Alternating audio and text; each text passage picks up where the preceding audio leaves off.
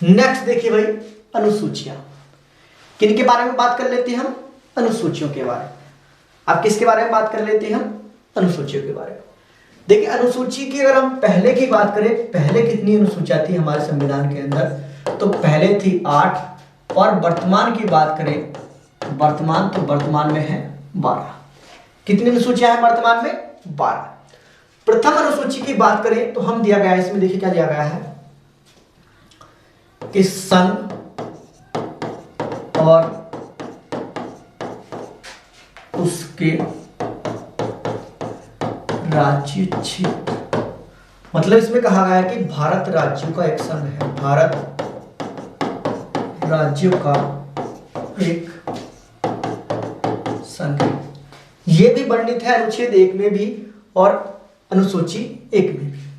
आगे अगर हम बात करें राज्यों की, तो राज्य कितने हैं? 28। पहले 29 थे, मगर केंद्र शासित प्रदेश में बदल दिया गया जम्मू कश्मीर को। ठीक है, अगर केंद्र शासित प्रदेश की बात करें, केंद्र शासित प्रदेश, तो देखिए वर्तमान में 8 है, पहले 9 थे जब जम्मू और कश्मीर और लद्दाख को बनाया गया था, मगर जम्मू कश्मीर और लद्दाख को क्या कर दिया गया है? अलग अलग कर दिया गया है। मगर एक है दादर नागर हवेली और दमन व इसको एक कर दिया गया। दमन व दीव और दादर नागर हवेली को क्या कर दिया गया? एक कर दिया गया है। और नए जो केंद्र शासित प्रदेश बने हैं 2, जम्मू कश्मीर और लद्दाख। कौन से बने हैं भाई? जम्मू कश्मीर और लद्दाख। नए राज्य की बात करें तो देखिए 2 जून 2014 को गठन किया गया था, किसका? तेलंगाना। ठीक है, अभी कोई नया राज्य नहीं बनाया गया है अभी तक, बस ये अंतिम नया राज्य बनने वाला था। कौन? 2 जून 2018 को तेलंगाना। ठीक है, जो आंध्र प्रदेश से अलग किया गया था 2 जून 2014 को, सॉरी 2018 में 2014 को, 2 जून 2014 को जो अलग किया गया था आंध्र प्रदेश से तेलंगाना को। आगे देखिए, नेक्स्ट बात कर लेते हैं अनुसूची 2। देखिए अनुसूची 2 में क्या दिया गया है? वेतन भत्ते। जैसे कि राष्ट्रपति, उपराष्ट्रपति,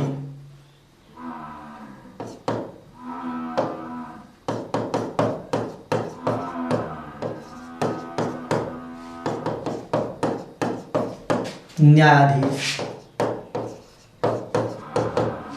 ठीक है, न्यायाधीश,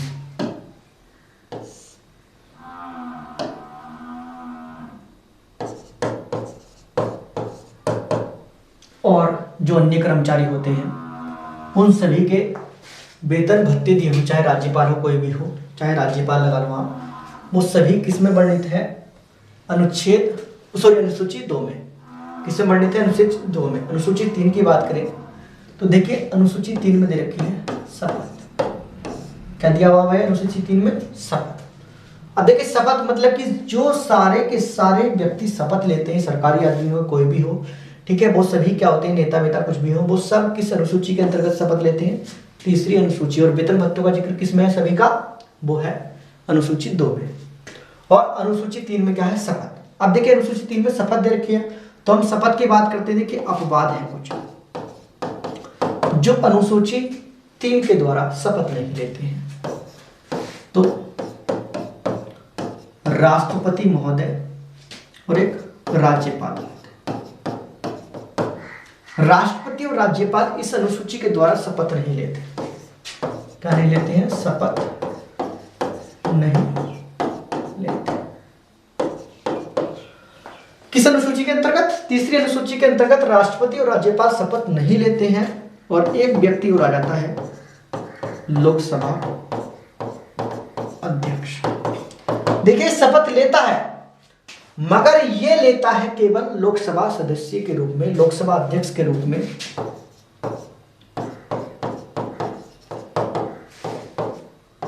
शपथ नहीं लेता।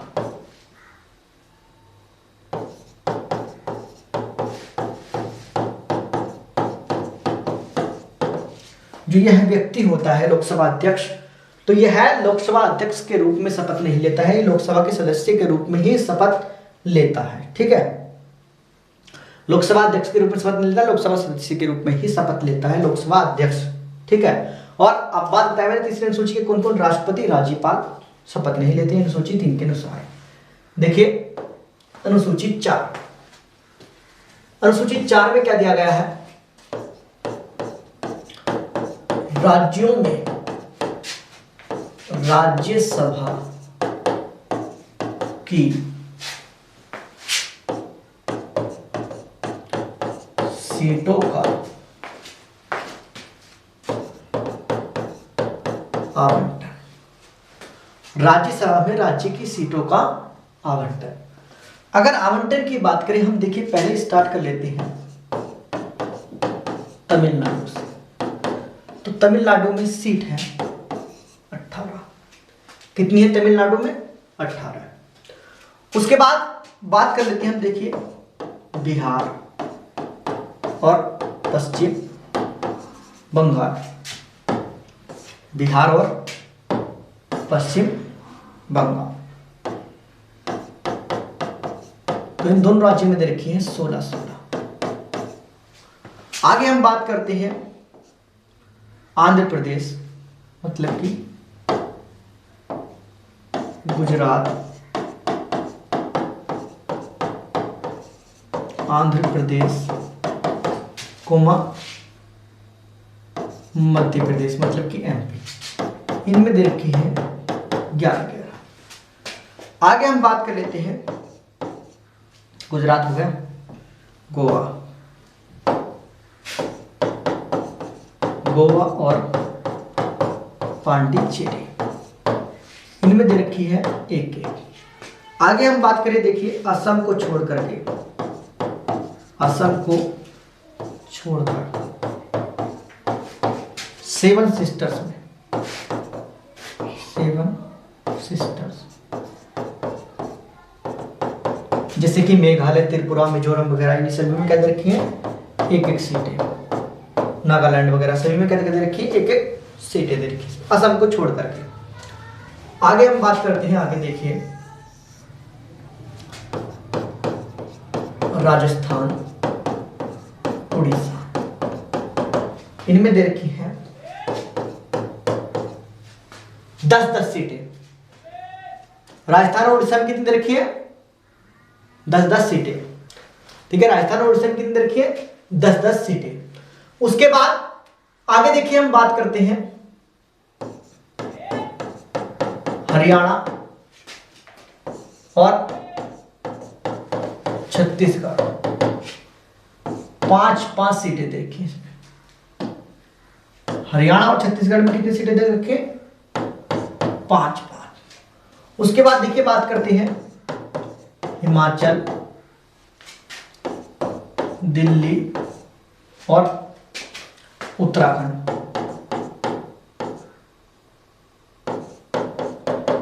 3-3 सीटें दे रखी है। कितनी सीटें दे रखी है? 3-3। आगे बात करते हैं झारखंड की, 6। आगे बात करें असम, पंजाब, असम और पंजाब में कितनी देखी इनमें? 7। आगे हम बात करें कर्नाटक,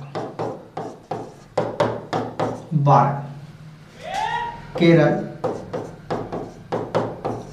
9, कर्नाटक में 12, केरल में 9, यूपी, उत्तर प्रदेश, यूपी में दे रखी है 31। ठीक है, इस तरीके से हमारी सीटों का आवंटन कर रखा है इन्होंने। ठीक है, ये सभी सीटें देखिए, तमिलनाडु के अंदर 18, बिहार और पश्चिम बंगाल के अंदर 16-16, गुजरात, आंध्र प्रदेश, मध्य प्रदेश के अंदर 11-11 दे रखी है, गोवा पांडिचेरी के अंदर 1-1 दे रखी है, असम को छोड़कर के 7 सिस्टर के अंदर 1-1 सीटें दे रखी है, राजस्थान उड़ीसा के अंदर 10-10 सीटें दे रखी है, हरियाणा छत्तीसगढ़ के अंदर 5-5 दे रखी है, हिमाचल दिल्ली उत्तराखंड के अंदर 3-3 सीटें दे रखी है, झारखंड के अंदर 6 दे रखी है, असम पंजाब इनके अंदर 7-7 सीटें दे रखी है, कर्नाटक के अंदर 12 सीटें दे रखी है, केरल के अंदर 9 दे रखी है और उत्तर प्रदेश के अंदर 31 सीटें दे रखी है। सबसे ज्यादा सीटें जो है वो उत्तर प्रदेश के अंदर है। नेक्स्ट देखिए आगे बात करें थे अनुसूची 5। अनुसूची 5 के बारे में अगर हम देखें तो इसमें दिया गया है SC और ST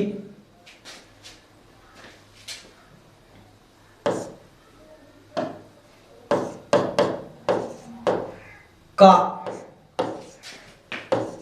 प्रशासनिक नियंत्रण। क्या दिया गया है? SC और ST का प्रशासनिक नियंत्रण दिया गया है अनुसूची 5 में।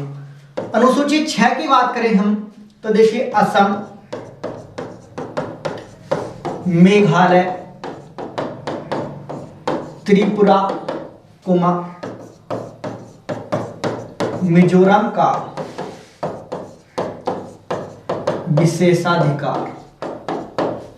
क्या दिया गया? असम, मेघालय, त्रिपुरा, मिजोरम का विशेषाधिकार दिया गया है अनुसूची 6 में। किसमें दिया गया? अनुसूची 6 में दिया गया है असम, मेघालय, त्रिपुरा, मिजोरम का विशेषाधिकार। आगे देखिए अनुसूची 7।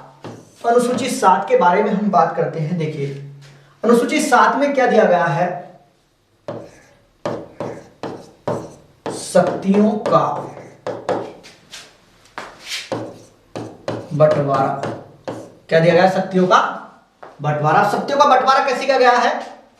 देखिए संघ सूची,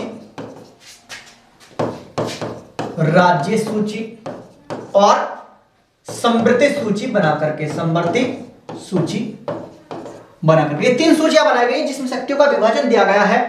अगर देखिए हम इनके बारे में बात करें, विषय के बारे में, देखिए विषय पहले और वर्तमान। पहले कितने थे और वर्तमान में कितने? पहले की बात करें देखिए तो 97 विषय थे इसमें, और वर्तमान में कितने हैं? 100 विषय। राज्य सूची में अगर बात करें पहले 66 विषय थे, कितने थे? 66। कितने थे? 66। अगर वर्तमान की बात करें तो इसमें 61 विषय हैं, और इसमें से कितने विषय निकाल दिए गए हैं? 5। और वे 5 विषय जो हैं, देखिए अगर मैं समवर्ती सूची की बात करूं तो पहले 47 थे और वर्तमान में है 52। वे 5 विषय इसके अंतर्गत जोड़ दिए गए हैं समवर्ती सूची के अंतर्गत। अब देखिए कब जोड़े गए हैं? 42वां संविधान संशोधन।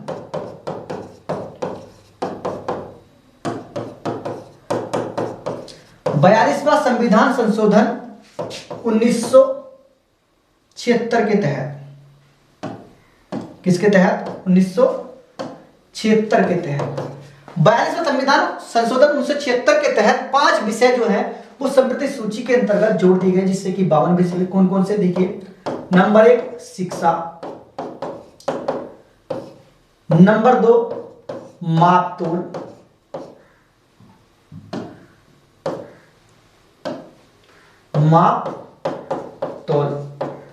नंबर 3 जनसंख्या, नंबर 4 वन व पर्यावरण, नंबर 5 शिक्षा, मापतोल, जनसंख्या, पर्यावरण और न्याय प्रशासन। कौन सा? न्याय प्रशासन। देखिए शिक्षा, मापतोल, जनसंख्या, वन व पर्यावरण और न्याय प्रशासन जोड़ा गया था समवर्ती सूची के अंदर 42वां संविधान संशोधन 1976 के तहत। अब देखिए समवर्ती सूची के अंदर एक विषय और जोड़ा गया था, परिवार नियोजन, और वो 42वां संविधान संशोधन 1976 के तहत नहीं, वो 1977 के तहत जोड़ा गया था। 1977 के तहत कब जोड़ा गया था? 1977 के तहत जोड़ा गया था। परिवार नियोजन भी किसमें शामिल है? समवर्ती सूची के अंतर्गत। ठीक है भाई। तो देखिए जो संघ सूची है उसके लिए कानून कौन बनाता है? तो केंद्र सरकार। कौन कानून बनाता है? केंद्र सरकार। राज्य सूची के लिए राज्य सरकार। कौन कानून बनाती है? राज्य सरकार। अगर हम समवर्ती सूची की बात करें कानून बनाने की तो केंद्र व राज्य। केंद्र बनाता है और कौन बनाता है? राज्य। दोनों मिलकर के बनाते हैं कानून समवर्ती सूची के लिए। ठीक है भाई। तो देखिए हमें पता चला कि अनुसूची 7 में क्या दिया गया? शक्तियों का बंटवारा केंद्र राज्यों के बीच बंटवारा, संघ सूची जो है उसके अंदर सरकार बनाती है, वो सॉरी नियम बनाती है केंद्र सरकार। और पहले थे 97 विषय और वर्तमान में है 100 विषय। राज्य सूची के लिए कानून बनाती है राज्य सरकार। पहले 66 विषय थे और अब कितने 61 विषय, 5 विषय जो है 42 संविधान संशोधन 1976 के तहत समृद्ध सूची के अंदर शामिल कर दी गई, जिसमें पहले 47 विषय थे और अब 52 विषय हैं। शिक्षा, मापतोल, जनसंख्या, वन व पर्यावरण और न्याय प्रशासन जो है वो शामिल कर दिया गया समृद्ध सूची के अंतर्गत 42 संविधान संशोधन के तहत। और परिवहन नियोजन भी समृद्ध सूची में जोड़ा गया है, मगर 1977 के तहत जोड़ा गया। आगे देखिए, आगे हम बात करते हैं अनुसूची 8, और अनुसूची 8 में दिया गया है भाषाएं। क्या दिया गया है? भाषाएं। और भाषाएं हमारी कितनी है वर्तमान में? 22। अगर हम पहले की बात करें, पहले कितनी थी हमारे? 14 भाषाएं, और वर्तमान में है कितनी? 22 भाषाएं। ठीक है, वर्तमान में 22 है और पहले कितनी थी? 14 भाषाएं थी। अगर देखिए मैं बात करूं 14 भाषाओं में 15वीं भाषा कब जोड़ी गई थी? तो सिंधी। सिंधी भाषा जोड़ी गई थी 21वां संविधान संशोधन 1967 के द्वारा। सिंधी भाषा जोड़ी गई थी 21वां संविधान संशोधन 1967 के द्वारा। ठीक है, तो भाषा कितनी हो गई? 15। उसके बाद 3 भाषाएं, नेपाली, कोंकणी और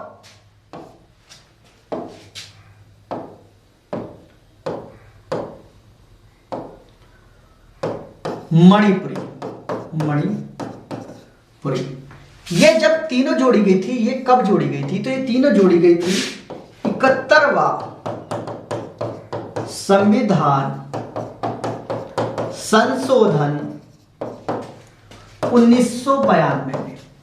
3 भाषाएं नेपाली, कोंकणी और मणिपुरी जोड़ी गई थी 71वां संविधान संशोधन 1992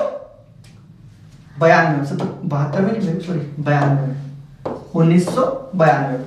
तो 71वां संविधान संशोधन 1992 में जोड़ी गई थी 3 भाषाएं, नेपाली, कोंकणी और मणिपुरी। आगे नेक्स्ट संशोधन हुआ एक और, 92वां संविधान संशोधन। कौन सा? 92वां संविधान संशोधन। और कब किया गया? 2003 में। उसके तहत 4 भाषाएं जोड़ी गई। कितनी भाषाएं जोड़ी गई? 4 भाषाएं। अब 4 देखिए कौन कौन सी जोड़ी गई। नंबर 1 बोडो, बोडो नहीं बोडो, बोडो। नंबर 2 डोंगरी। नंबर 3 मैथाली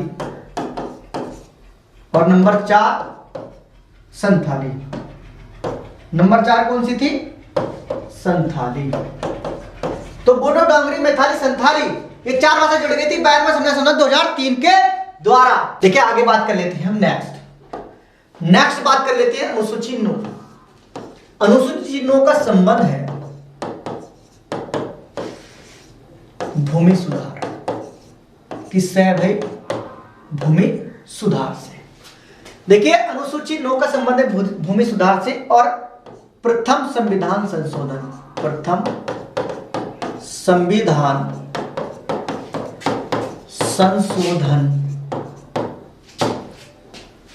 1951 के द्वारा जोड़ी गई थी। कब जोड़ी गई थी? प्रथम संविधान संशोधन 1951 के द्वारा जोड़ी गई थी संविधान के अंदर। अगर बात करें कुल अधिनियम की,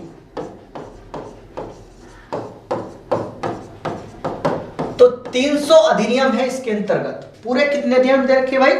300 अधिनियम है अनुसूची 9 के अंतर्गत। कितने अधिनियम है भाई? 300।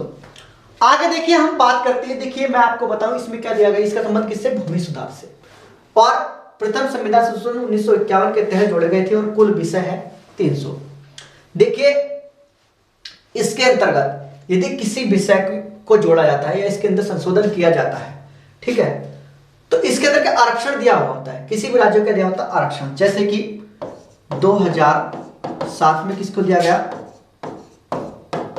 तमिलनाडु। किसको दिया गया? तमिलनाडु को। और देखिए इसमें एक बात कही गई है कि यदि मान लीजिए किसी को आरक्षण दिया जाता है या इस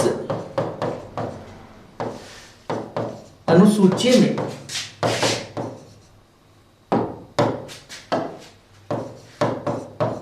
होने वाले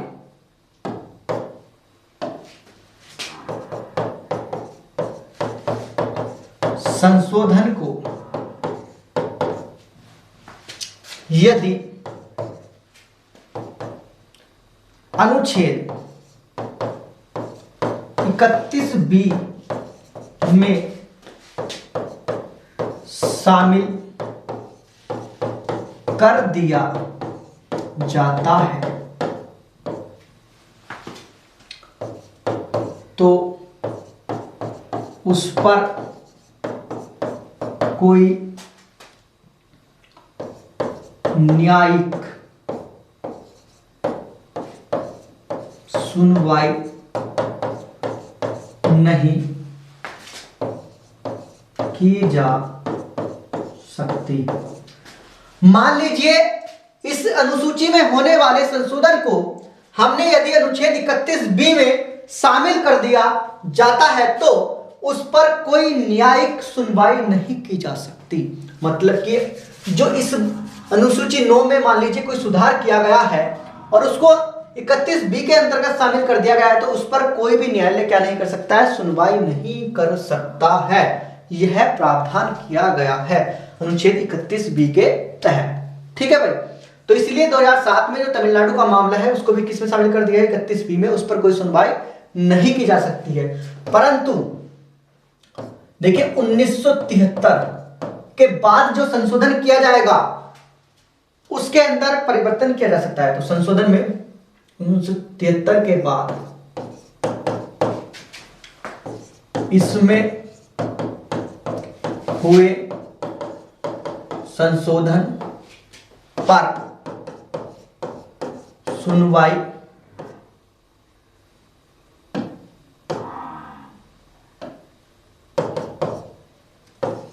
की जा सकती है। परंतु यह ध्यान रखना कि 1973 के बाद इसमें हुए संशोधन पर सुनवाई की जा सकती है, परंतु उसको 31B में शामिल न किया गया हो। परंतु उसको 31B में शामिल न किया गया हो, परंतु उसको 31B में शामिल न किया हो। अगर उसको 31B में शामिल नहीं किया है, अनुच्छेद 31B में, अनुच्छेद 31B में, भाई कभी तुम कंफ्यूज हो जाओ, तो अनुच्छेद 31B में अगर उसको शामिल नहीं किया है तो उस पर सुनवाई की जा सकती है। अनुच्छेद 1973 के बाद हुए संशोधन के तहत इसके अंदर सुनवाई की जा सकती है, मगर उसको अनुच्छेद 31B में शामिल नहीं किया गया हो। अगर उसको अनुच्छेद 31B में शामिल कर दिया गया है तो फिर उस पर सुनवाई नहीं की जा सकती है। यह प्रावधान है कि किसी भी मामले के अंदर भूमि सुधार जो अनुसूची संबंधित है नवी, उसके अंदर मान लीजिए कोई संशोधन किया जाता है, किसी भी राज्य को अगर आरक्षण दिया जाता है, अगर उस मामले को अनुच्छेद 31B में शामिल नहीं किया गया है तो उस पर सुनवाई कर सकता है कोई भी न्यायालय। अगर उसको 31B के अंतर्गत डाल दिया गया है तो कोई भी न्यायालय उस पर सुनवाई नहीं कर सकता है। यह प्रावधान है। जोड़ी कब गई थी? प्रथम संविधान संशोधन 1951 के तहत, और कुल अधिनियम जो है कितने दिए हैं? 300 दिए। आगे देखते हैं नेक्स्ट भाई 10वीं अनुसूची, अनुसूची 10, और संबंध किससे है? दल बदल कानून। किससे संबंध है भाई?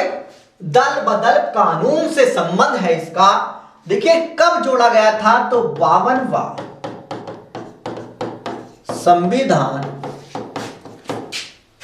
संशोधन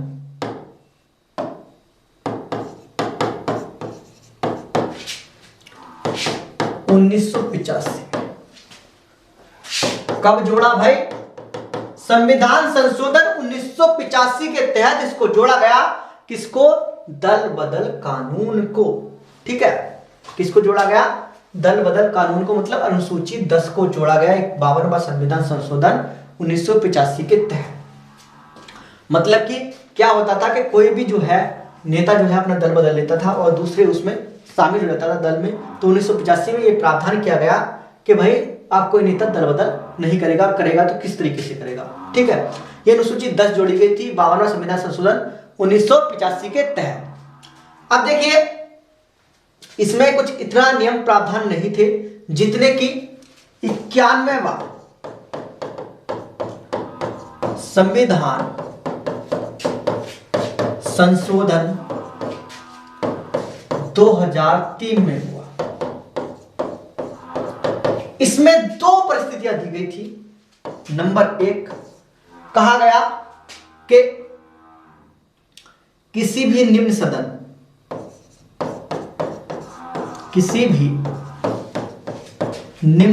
में कुल संख्या का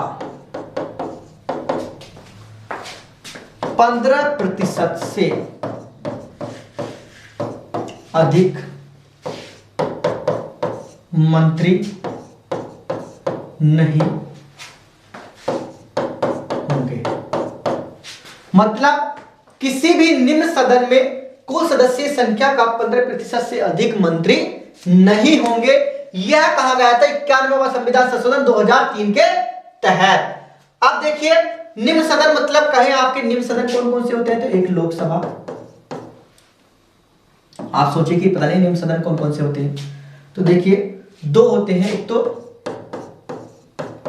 लोकसभा और एक क्या होता है विधानसभा। कौन कौन से होते हैं भाई, एक तो लोकसभा और एक विधानसभा होता है निम्न सदन। तो इनके जो कुल सदस्य संख्या है उसका 15% से अधिक नहीं हो सकते, चाहे तो वो लोकसभा हो चाहे वो विधानसभा हो। ठीक है, 15% से अधिक मंत्री नहीं बनाए जाएंगे कुल सदस्य संख्या के। आगे देखिए दूसरी बात इसमें कही गई कि जो व्यक्ति दल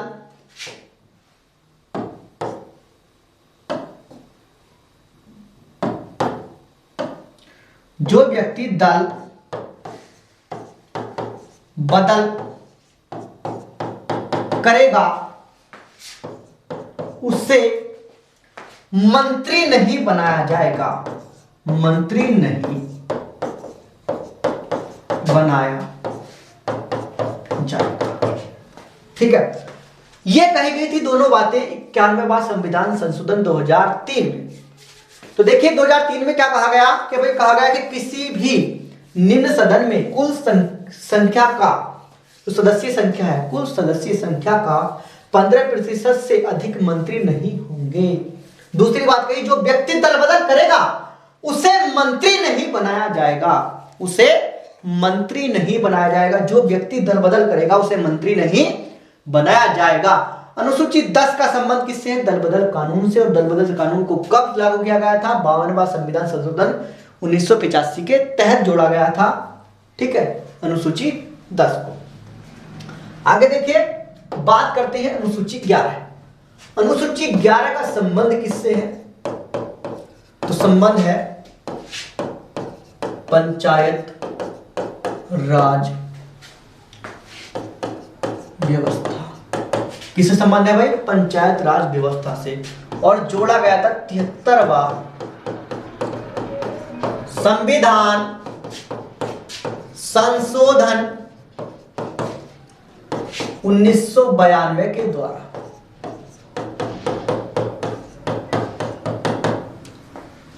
किसके द्वारा जोड़ा गया, 73वां संविधान संशोधन 1992 के तहत जोड़ा गया था पंचायती राज व्यवस्था को अनुसूची 11 में। ठीक है, अब देखिए विषय की बात करें कि इसके अंदर विषय कितने दिए गए हैं, तो विषय 29 विषय है जिनका जिक्र किया गया है 11वीं अनुसूची में और जोड़ा गया था 73वां संविधान संशोधन 1992 के द्वारा। बात करते हैं 12वीं अनुसूची, तो संबंध है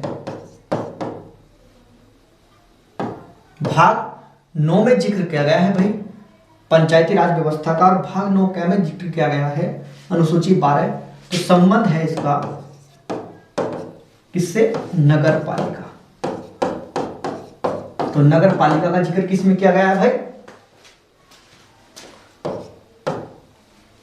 अनुसूची 12 में और भाग 9A में। तो देखिए इसका संबंध किससे? नगर पालिका से। तो इसको जोड़ा गया था 74वां संविधान संशोधन 1993। 74वां संविधान संशोधन 1993 के तहत जोड़ा गया था 12वीं अनुसूची को और संबंध है नगर पालिका से। और बात करें विषय कितने दिए हुए हैं, तो विषय दिए हुए हैं 18। कितने विषय दिए हुए हैं? 18। तो ये आपकी अनुसूची पूरी हो चुकी है 12 की 12। ठीक है।